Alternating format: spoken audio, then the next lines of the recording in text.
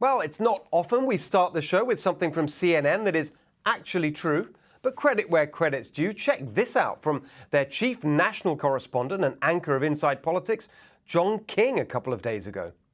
The biggest first-year priorities of a president whose calling card was getting things done remain unfinished business. President Biden said, elect me, I can get things done.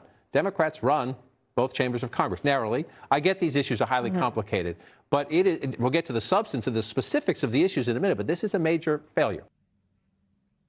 A major failure. There seem to be rather a lot of those with this Biden regime. In fact, when you look at the metastasizing number of major failures, you inevitably come to the conclusion that this whole Biden thing, let's rig the Democrat primary to keep Bernie out by putting in a totally talentless, completely corrupt, obviously senile machine politician. This whole Biden thing is a total failure. It's not just the failure of his legislative agenda. That's the good news. Any reasonable person would want that to fail. The giant spending bill designed to turn America into a European-style centralized welfare state, childcare, healthcare, eldercare, everything run from Washington, D.C. by a monstrous federal bureaucracy. The so-called voting rights bill, a blatant attempt by Democrats to rig the election rules nationwide, gussied up as some kind of vital step to save the republic from the assault on democracy in the 2020 election. Yeah, the election which saw historic numbers of people voting, including among all racial groups. But, if we don't pass this bill now, it's the end of America or something.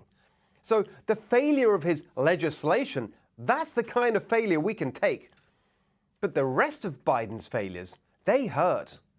They hurt Americans and they hurt America. Remember this? I'm not going to shut down the economy. I'm not going to shut down the country. I'm going to shut down the virus.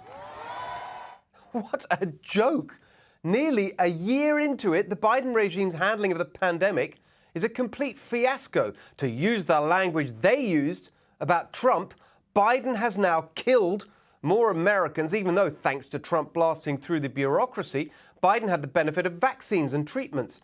From the first pandemic death to Trump's last day in office, 400,000 Americans died. We've more than doubled that under Biden in less time. Blood on his hands. Biden's entire pandemic response is a giant bureaucratic mess of incoherence and misinformation. Just this week, he said this. How about making sure that you're vaccinated so you do not spread the disease to anybody else? What about that?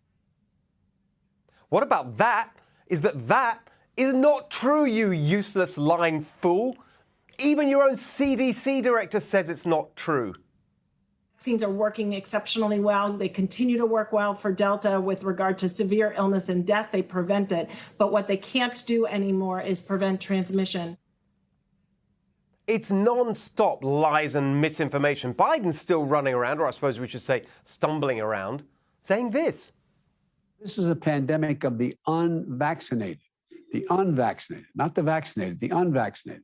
That's the problem. Oh, is it? Is it really? Do Biden's aides, even tell him what's in the news?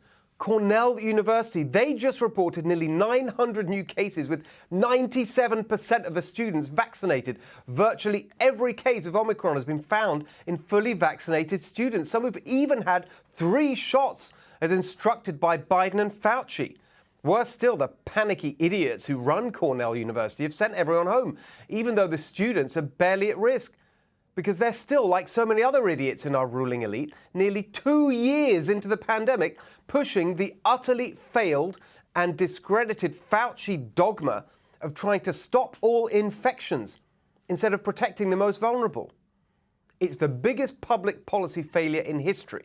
And instead of correcting it, they're lying to try and justify it. None of it works. None of it makes sense. Unbelievably, Fauci, and of course they all take their cue from him still, pushing mask wearing, even though it's been totally debunked.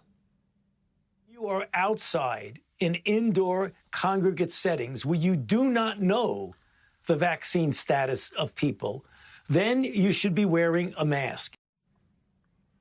He knows masks don't stop the virus. He's the one who first said so right at the beginning. I don't know what we can do about a ruling class that just lies like this. in order to boss us all around. The CDC's own study published in May last year shows there's almost no evidence surgical masks and cloth masks work. And no, that's not medical misinformation, YouTube. It's medical fact. It's science. And if you want to hear the absolute, definitive, science-based case against forced mask wearing, do not miss an extended conversation I had recently with Dr. Scott Atlas on my California Rebel Base podcast. Here's a clip. The argument about masks is over, okay? It's over, number one, because widespread masks don't work. The size of the virus is smaller than the hole in the surgical masks, okay? And if you've ever worn glasses or sunglasses while you're wearing a surgical mask, I mean, if you're like me, your glasses fog up. The virus spreads by breathing. It doesn't take a genius to realize that the virus is in the air that goes out of your mouth and around and through the mask. But that's just common sense, and that may be asking too much of people these days. Dr. Atlas took us through all the studies, all the evidence. The episode is out next week, so make sure you follow California Rebel Base on YouTube and Apple and all the usual places. Biden's entire pandemic response is a total failure, just as his economic policy is a total failure. Look what he said about inflation. Well, the consensus is going to pop up a little bit and then go back down. Just pops up a little bit. That was in June. And half a year later, we're at a 39-year high. Surprise, surprise. If you put out a massive rescue bill when the economy's already recovering, wage war on domestic energy production and pay workers to stay home, costs go up and prices go up. Biden's foreign policy is a total failure, except according to him, his surrender to the Taliban and disastrous Afghanistan withdrawal, the worst foreign policy humiliation in America's history. Guess what Biden calls it? Extraordinary success of this mission. Such an extraordinary success that parents in Afghanistan are selling their own daughters to afford food, and the entire population is likely to fall into poverty in a matter of months. Everything collapsing in disarray. His Iran policy, his China policy, his Russia policy. He's offended the French, caved to the Germans, and forgot the Australian Prime Minister's name while he was literally announcing a new alliance with him. Biden ran on uniting the country. It's almost the only thing he ever said from his basement, burbling on about the soul of America. We must end this uncivil war that pits red against blue, rural versus urban, conservative versus liberal. Failed at that too.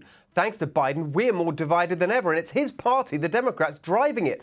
Now we have 37% of young Democrats saying they won't be friends with people who voted for the other side, compared to just 5% of Republicans saying that. And these Democrats are the people who lecture the rest of us about intolerance and divisiveness and hate. It's hard to believe how bad this all is.